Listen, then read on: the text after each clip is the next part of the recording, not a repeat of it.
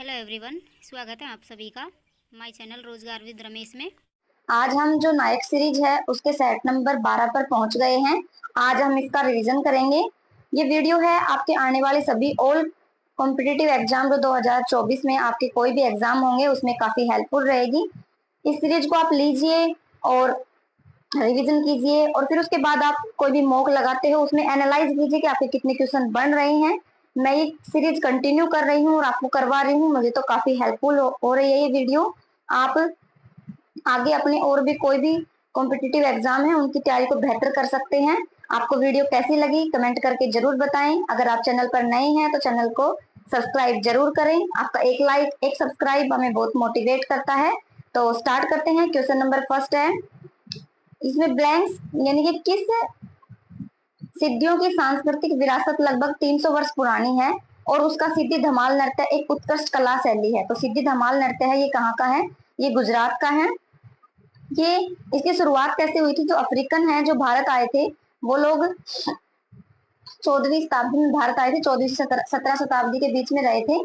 और जब वो शिकार करते थे, शिकार करने जाते थे और जब उनका शिकार पकड़ा जाता था या शिकार कर लेते थे तो उसकी खुशी में जब वो डांस करते थे उसको क्या बोला गया है? सिद्धि धमाल नृत्य बोला गया है। ठीक है, और ये कितना वर्ष पुराना है? 300 वर्ष पुराना है। और कहाँ पर होता है? गुजरात में। इसका और कुछ दूसरा नाम क्या है? मसीरा इसका दूसरा नाम है। ठीक है, ये भी मैंने आपको बताया सिद्धि धमाल के बारे में। गुजरात के और कौन कौन से हैं? गरबा है जो यूनेस्को की 15वीं अमूर्त धरोहर में शामिल हुआ है। ठीक है, गरबा गुजरात का है।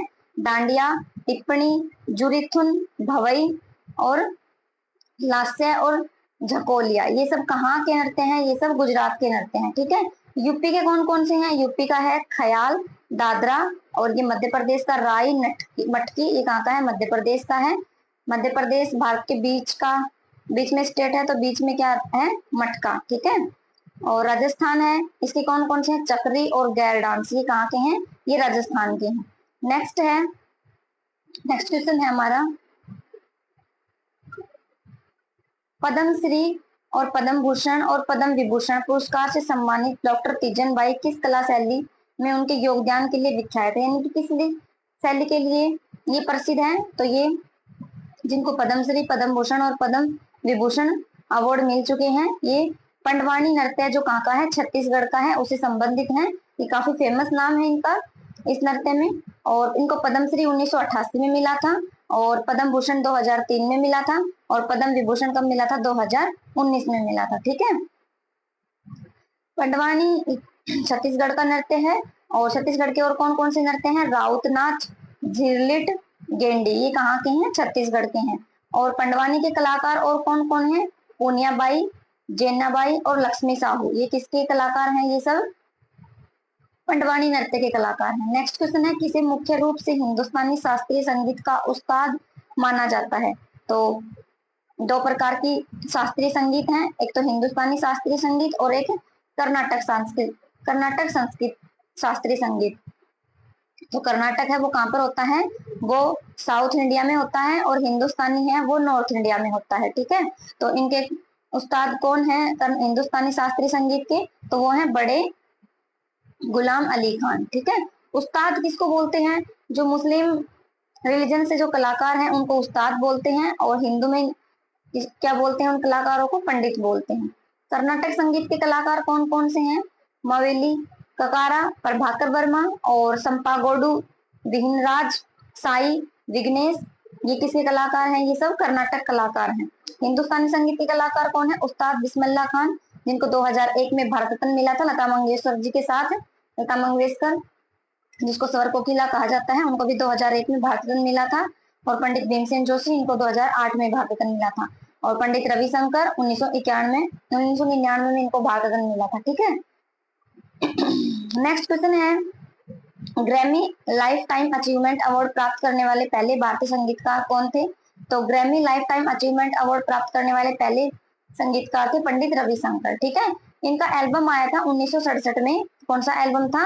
एल्बम का नाम था वेस्ट मीट ईस्ट, जिनका एल्बम था 1967 में आया था। और उसी एल्बम के लिए इनको 1968 में क्या मिला था? ग्रैमी अवार्ड मिला था। ठीक है, और 2024 में किन किन भारतीयों को ग्रैमी अवार्ड मिला है? तो 5 भारतीयों को ग्रैमी अवार्ड मिला है। किस किस को? राकेश चौरसिया जो बांसुरी से संबंधित है, शंकर देव महादेवन ये गायक से संबंधित है, गणेश राजगोपालन जो किसे संबंधित है, वोयलिन से संबंधित है, और गणेश विनायक राम ये किसे संबंधित है, ताल से संबंधित है, ठीक है। और जाकिर हुसैन किसे संबंधित है, ये तबला से संबंधित है। नेक्स्ट क्वेश्चन है, किसे भरतनाट्यम की एक नई शैली का आविष्कार और निर्माण करने का श्रेय प्राप्त है, तो कौन है, ये पद्मा सुब्रमण्यम है।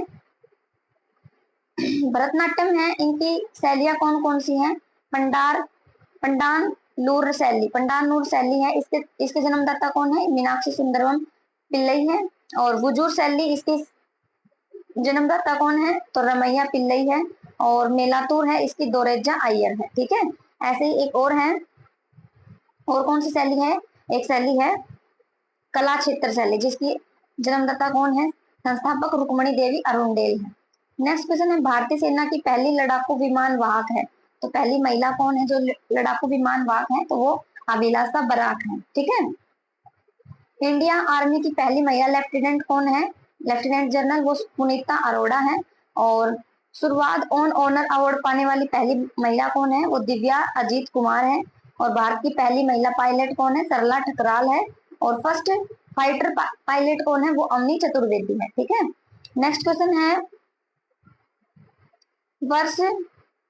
किस वर्ष में इंपीरियल क्रिकेट कॉन्फ्रेंस के गठन के साथ ही क्रिकेट एक अंतरराष्ट्रीय खेल बन गया था, तो किस वर्ष 1909 में इसकी स्थापना हुई थी। और आईसीसी के संस्थापक देश कौन से हैं, इंग्लैंड, ऑस्ट्रेलिया और साउथ अफ्रीका है, ये आईसीसी के संस्थापक देश हैं, ठीक है।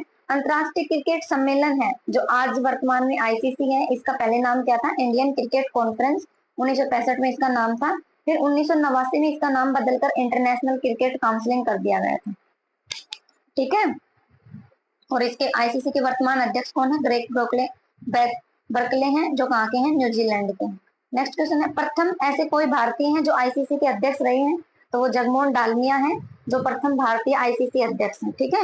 और ऐसे ही एसीसी होता है, एशियन क्रिकेट काउंसिलिंग, इसकी स्थापना 1983 में हुई थी और इसका हेडक्वार्टर कहाँ पर है, कोलंबो में है। और इसके अध्यक्ष कौन है, जैसा है। ऐसे ही भारत में बीसीसीआई है, इसकी स्थापना 1928 में हुई थी और इसका हेडक्वार्टर मुंबई में है। और इसके अध्यक्ष कौन है, इसके अध्यक्ष हैं रोजर बिन्नी इसके क्या है, बीसीसीआई के अध्यक्ष हैं।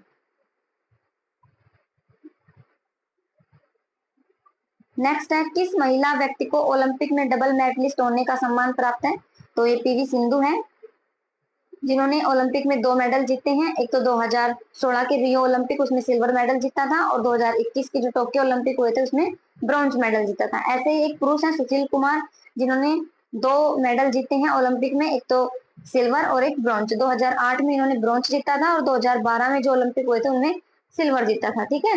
नेक्स्ट क्वेश्चन है, and then one day a memoir किस बॉलीवुड कलाकार की आत्मकथा है, तो ये नसीरुद्दीन की है। और भी कुछ एक्टर्स हैं जिनकी क्या है, बायोग्राफी है। और तो करण जौहर है, इनकी कौन सी बुक है, अनसुटेबल बॉय। और प्रियंका चोपड़ा की अनफिनिश्ड ए मेमोरीज किसकी है, प्रियंका चोपड़ा की है। नेक्स्ट है सोनू सूद की कौन है, आई एम नो मसीहा, ये सोनू सूद की बुक है। सत्यजीत रे, जिनको 1992 में भारत रत्न और ऑस्कर अवार्ड मिला था, इनकी बुक कौन सी है, जाखन छोड़ो चिलम इनकी बुक है। और देव आनंद की बुक है रोमांसिंग विद लाइफ, ये देव आनंद की बुक है।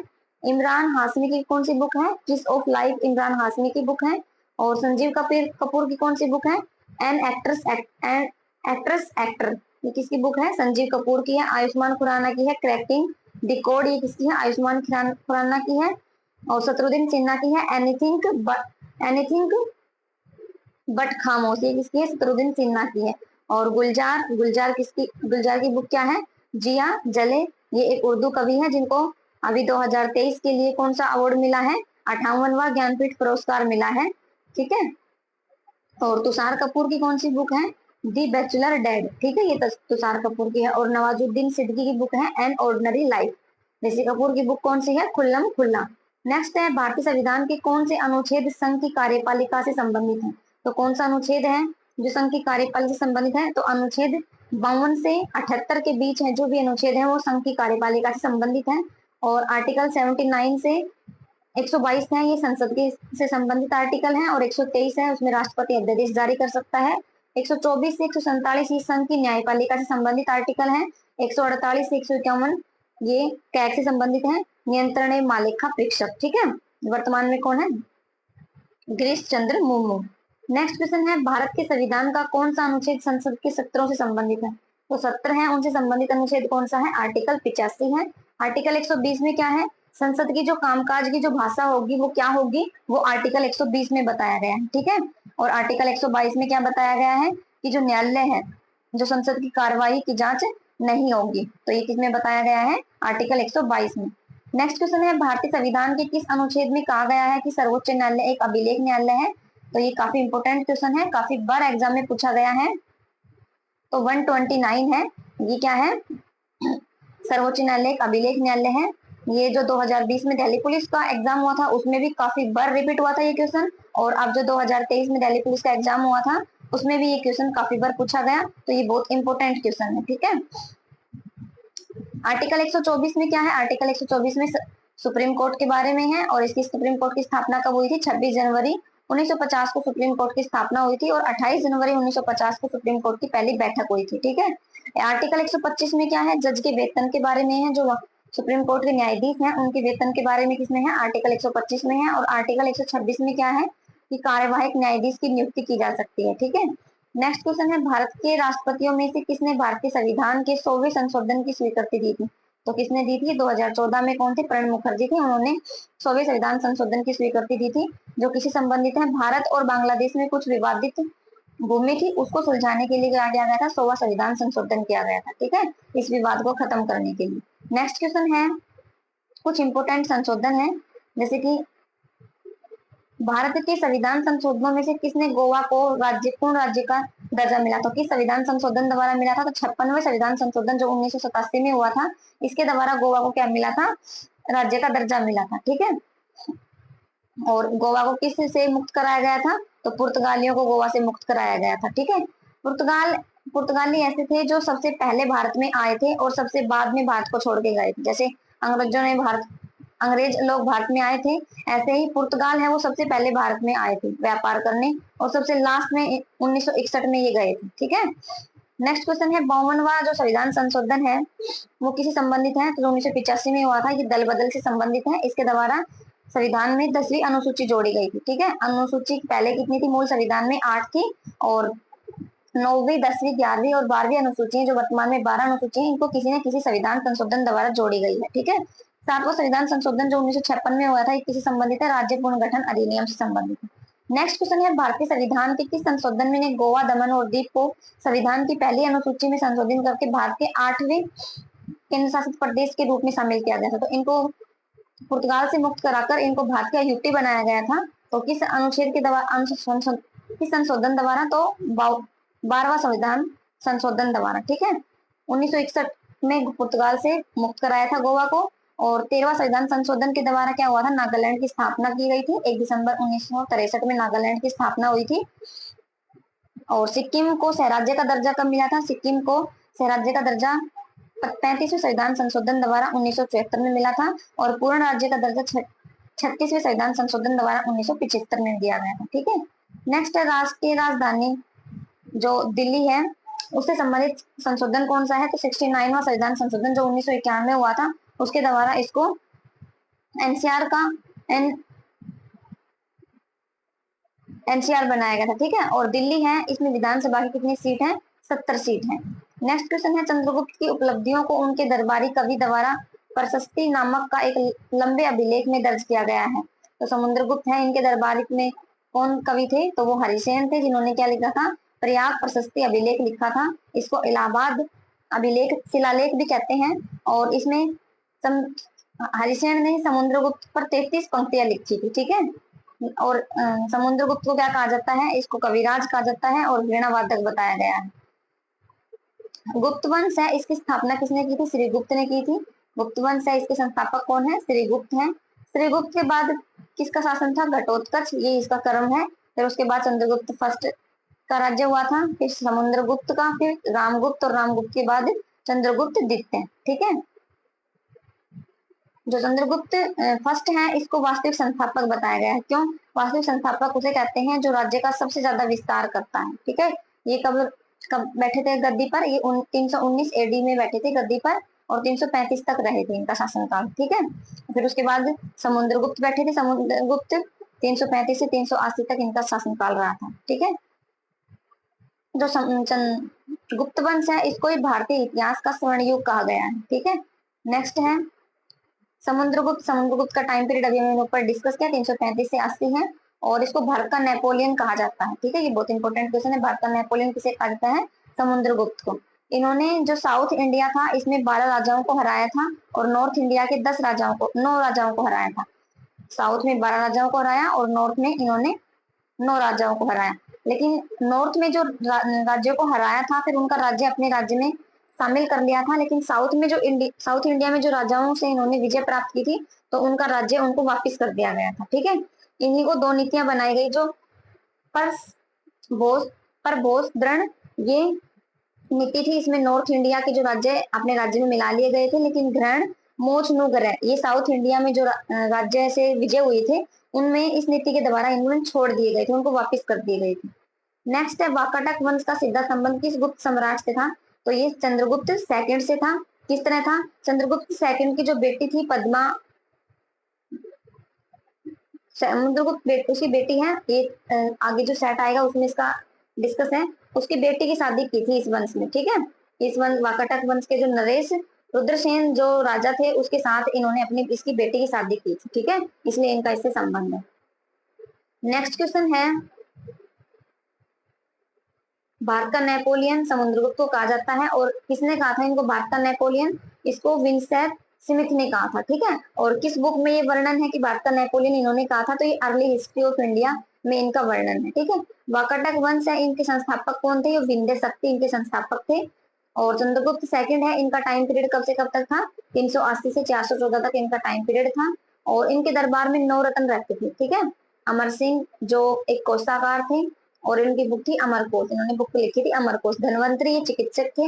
हरिसेन और घटर परर जो एक कवि थे, कालिदास कवि थे। और छपणक एक ज्योतिष या वास्तुकला थे। शंख तो ये कौन थे? ये भी एक वास्तुकला आर्किटेक्चर थे।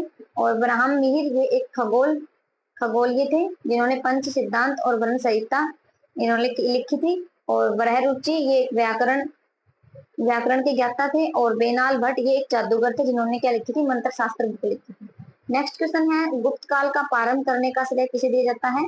तो चंद्रगुप्त फर्स्ट को दिया जाता है। तो ऑप्शन में गुप्त वंश नहीं था, श्रीगुप्त नहीं था, तो चंद्रगुप्त फर्स्ट आएगा। ठीक है, वास्तविक संस्थापक कौन है? चंद्रगुप्त फर्स्ट है। और गुप्त संवत कौन से ईयर को कहते हैं? तो 319 एडी में जिस समय चंद्रगुप्त गद्दी पर बैठा था, उसको ही गुप्त संवत कहते हैं। ठीक है, नेक्स्ट क्वेश्चन है, अमर सिंह किसके दरबार में तेजस्वी व्यक्तियों में से एक था? तो अमर सिंह अभी हमने पढ़ा चंद्रगुप्त सेकंड के दरबार में 9 रत्न रहते थे। तो चंद्रगुप्त सेकंड का युद्ध क्या था? कोषाहार था। ठीक है, एक उसने कौन सी बुक लिखी थी? अमर कोश।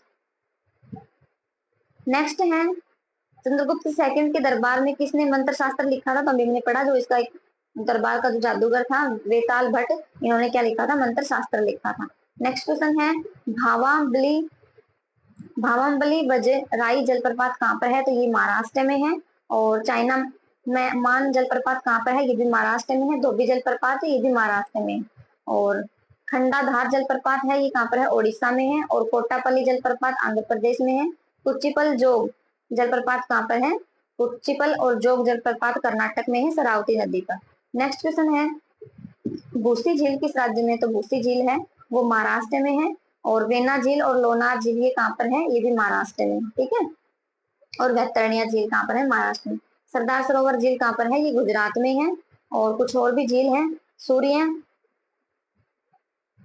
टैबर और रंग सागर झील ये कहाँ पर है? राजस्थान में है। और काजली झील है, ये पंजाब में। नेक्स्ट है, भोजताल झील किस राज्य में है, जिसको अपर लेक के नाम से भी जाना जाता है? तो भोजताल झील, जिसको अपर लेक भी कहते हैं, ये किस राज्य में है? ये मध्य प्रदेश में है। ठीक है, अंशुपा झील है, ये कहाँ पर है? ओडिशा में है। इंदिरा सागर झील मध्य प्रदेश में है। किट्ठम झील है, ये उत्तर प्रदेश में है। और पुष्कर झील कहाँ पर है? राजस्थान में है। ठीक है, और परवूर झील है, ये केरल में है। चिल्का झील ओडिशा में है, जो भारत की सबसे बड़ी खारे पानी की झील है। और ये पहली रामसर साइट है, ठीक है। और वीरनम झील कहाँ पर है, ये तमिलनाडु में है। सेचल झील है, ये कहाँ पर है, वेस्ट बंगाल में। और कांजिया झील है ओडिशा में। नेक्स्ट क्वेश्चन है, येरना, वरना और टेंडी नदी किस प्रणाली की सहायक नदी है, तो ये कृष्णा की सहायक नदी है। और सूर्यधार झील है, नेक्स्ट क्वेश्चन है, सूर्यधार झील कहाँ पर है, ये उत्तराखंड में है। रेणुका झील कहाँ पर है, हिमाचल प्रदेश में है। नेक्स्ट क्वेश्चन, गंगा झील कहाँ पर है, ये अरुणाचल प्रदेश में है। नेक्स्ट क्वेश्चन है, भारत ने फेमा जो जिसका है राजकोषीय उत्तरदायित्व और बजट प्रबंधन अधिनियम किस वर्ष लागू किया था, तो 2003 में ये एक्ट आया था और 2004-5 में इसको लागू किया गया था, ठीक है। नेक्स्ट है, 1973 में भारत में विदेशी मुद्रा को विनियमित करने के लिए कौन सा अधिनियम पेश किया गया था, तो फेरा अधिनियम पेश किया गया था। और इसको फुल फॉर्म क्या है, फॉरेन एक्सचेंज रेगुलेटिंग एक्ट 1973 में आया था और 1974 में इसको लागू किया गया था। उसके बाद क्या आया था, इसको हटाकर फेमा आया था, जिसका फॉरेन एक्सचेंज मैनेजमेंट एक्ट जो 1999 में आया था और 2000 में इसको लागू किया गया था। नेक्स्ट क्वेश्चन है, भारत के लिए आर्थिक विकास की योजना को किस रूप में भी जाना जाता है, तो भारत की जो आर्थिक विकास योजना है इसको बॉम्बे योजना के रूप में भी जाना जाता है, जिनमें इनमें 8 बड़े उद्योगपतियों ने मिलकर इसको बनाया था, जिसमें से कुछ प्रमुख कौन से हैं, JRD टाटा, घनश्याम दास बिड़ला, ये कुछ प्रमुख उद्योगपति हैं। और जो बॉम्बे योजना है ये 2 बार आई थी, ठीक है, 2 भागों में आई थी, एक तो 1944 में और एक 1945 में। नेक्स्ट क्वेश्चन है, भारत के 15वें वित्त आयोग के अध्यक्ष कौन है, तो NK सिंह है, नंदकिशोर सिंह है। और अब फर्स्ट कौन थे, फर्स्ट KC नियोगी थे, जिनका टाइम पीरियड 1952 से 57 तक था। और सेकंड के संथानम थे। और 16वें वित्त आयोग के अध्यक्ष को भी घोषणा कर दी गई है, चुन लिया गया है, तो वो कौन है, अरविंद पनगड़िया है, जो नीति आयोग बने थे उसके पहले उपाध्यक्ष बने थे, ठीक है। नीति आयोग के पहले उपाध्यक्ष कौन बने थे, अरविंद पनगड़िया बने थे। वित्त आयोग है ये कौन से आर्टिकल में है, आर्टिकल 280 में है। और राज्य वित्त आयोग ये आर्टिकल 243 आई में है, ठीक है। नेक्स्ट क्वेश्चन है, भारत में मानक जनगणना परिभाषा के अनुसार मुख्य कामगार कौन है, तो मुख्य कामगार कौन है, एक व्यक्ति जो एक वर्ष में 183 दिनों से कम काम करता है वो कौन है, मानक जनगणना के अनुसार वो कामगार, ठीक है, मुख्य कामगार है। नेक्स्ट, न्यूटन का जो गति का नियम है उस प्रथम को क्या कहते हैं, प्रथम गति के नियम को, उसको जड़त्व का नियम कहा जाता है। और बल की जो परिभाषा है वो न्यूटन का प्रथम नियम है तो कहते हैं। और एक न्यूटन में 10 की पावर 5 डाइन होते हैं। और बल का जो मात्रक है वो न्यूटन या डाइन है। बल की जो विमा है वो क्या हो, MLT की पावर -2, ठीक है। नेक्स्ट है, कौन सा गति के तीसरे नियम का एक अनुप्रयोग नहीं है, तो इसमें 3 तो थे, वो तीसरे नियम के अनुसार थे लेकिन ये नहीं था। क्रिकेट के खेल में कैच लपकने के लिए क्षेत्र रक्षक गेंद को 7 हाथों को धीरे धीरे पीछे खींचता है, तो ये क्या है, ये सेकंड नियम है और इसको संवेग परिवर्तन का नियम कहते हैं। थर्ड नियम है वो क्रिया प्रतिक्रिया का नियम होता है, ठीक है। जैसे कि बंदूक से गोली चली, जैसे ही गोली बंदूक से निकली तो हाथ पीछे की तरफ खींचता है, तो ये क्या होता है, क्रिया प्रतिक्रिया होती है। जैसे नाव में बैठा आदमी नाव में खड़ा होकर किनारे पर कूदता है तो नाव पीछे की तरफ जाती है, तो ये क्या है, क्रिया प्रतिक्रिया का जड़त्व गति का तीसरा लॉ होता है, ठीक है। नेक्स्ट क्वेश्चन है, समूह शून्य के तत्वों को सामान्यतः कहा जाता है, तो इनको अकेरिय गैस कहा जाता है। इनकी संयोजकता होती है वो कितनी होती है, GD होती है। और ये कौन कौन से हैं, helium, neon, argon, krypton, xenon, radon, ये आवर्त सारणी का 18वें समूह में है, ठीक है। नेक्स्ट क्वेश्चन है, परमाणु जो क्रमांक के निरूपित करने के लिए हेनरी जो मोजले है ना, इसके किस प्रतीक का प्रयोग किया था, तो इन्होंने जड़ प्रतीक का प्रयोग किया था, ठीक है। मैंडलीफ है, इन्होंने कुल 63 तत्व बताए थे और वर्तमान में कितने हैं, 118 हैं मोजले के अनुसार। नेक्स्ट है, बंदर के काटने से होने वाला रोग कौन सा है, तो रेबीज है जो बंदर के काटने से होता है। रेबीज का टीका है, इसकी खोज लुईस पास्चर ने 1885 में की थी। नेक्स्ट है, किस रोग को टीकाकरण द्वारा नहीं रोका जा सकता, तो ये बेरी है जो विटामिन बी की कमी से होता है, इसको टीकाकरण के द्वारा नहीं रोका जा सकता। विटामिन को भोजन के द्वारा लेकर ही इनकी पूर्ति करके इनकी कमी को दूर किया जाता है, ठीक है। रेबीज में कौन सा टीका लगता है, रेबीज में प्री एक्सपोजर वैक्सीन लगती है और टाइफाइड में T कंजुगेट लगती है और खसरा में MMR वैक्सीन लगती है, ठीक है, ये वैक्सीन के नाम है। नेक्स्ट है, भारत ने किस देश को 10,000 करोड़ रुपए की वित्तीय सहायता देने की घोषणा की है? तो भूटान की है, और भूटान की कैपिटल क्या है? थिम्पू है, और इसकी करेंसी क्या है? न्यू नथुल ट्रम है। ठीक है, कुत्तों की नसबंदी करने वाला पहला देश कौन सा है? वो भूटान है। और नेक्स्ट है, किस राज्य ने 6 विरासत स्थलों को यूनेस्को की अस्थायी सूची में शामिल किया है? तो किसने किया है? अस्थायी में किया है। ठीक है, तो वो मध्य प्रदेश है, जिसमें 6 कौन कौन से हैं? धमनार है, और भोजेश्वर मंदिर है, रॉक आर्ट चंबल वैली है, खुन्नी भंडार है, और राम नगर स्मारक है, और ग्वालियर का किला है। ठीक है, और भारत की पहली स्वच्छ और स्वस्थ फूड गली कहाँ पर है स्थापित हुई है? ये प्रसादन बिहार मध्य प्रदेश में हुई है। और रानी दुर्गावती अन्न प्रोत्साहन योजना ये कहाँ पर शुरू हुई है? रानी दुर्गावती अन्न प्रोत्साहन योजना ये मध्य प्रदेश में हुई है। और भारत का सबसे बुजुर्ग स्लोथ वो कौन है? वो बबलू है। ठीक है, नेक्स्ट क्वेश्चन है, घुमोर होली कहाँ मनाई गई? तो घुमोर होली है वो बिहार में मनाई गई। और 3 दिवसीय नागी पक्षी महोत्सव कहाँ मनाया गया? ये भी बिहार में मनाया गया। और देश का पहला कॉपर मेड बाबू टावर कहाँ बना है? ये भी गर्दनी बिहार में बना है। और ट्रैफिक को ऑडिट करने वाला पहला राज्य कौन सा है? ये भी बिहार है। और COP 28 जो यूएई में हुआ था उसमें बिहार को नवीनीकरण प्रयास के लिए सम्मानित किया गया है। ठीक है, नेक्स्ट क्वेश्चन है, भारत के प्रसिद्ध अमूल ताजा मिल्क को किस देश में लॉन्च किया जाएगा? तो ये यूएसए में लॉन्च किया जाएगा। और अमूल दूध पीता है इंडिया, अमूल दूध पिएगा यूएसए की जो यूनिट है वो कहाँ लगाई जाएगी? यूएसए में लगाई जाएगी। आनंद मिल्क यूनिट है वो कहाँ पर है? ये गुजरात में है। इसकी स्थापना 1946 में हुई थी। और होमवर्क में सर ने क्वेश्चन पूछा था कि इसकी जो स्थापना है 1946 में किसने की थी? तो इसकी स्थापना त्रिभुवन दास पटेल ने की थी। ठीक है, तो ये आज की क्लास थी। आपको कैसी लगी? अगर आपको अच्छी लगती है तो वीडियो को लाइक करें, कमेंट करके बताएं आपको कैसी लग रही है। और चैनल पर नए हैं तो चैनल को सब्सक्राइब जरूर करें। प्लीज चैनल को सपोर्ट करें। आपका एक लाइक एक सब्सक्राइब हमें बहुत मोटिवेट करता है। Thank you for watching. मिलते हैं नेक्स्ट वीडियो में।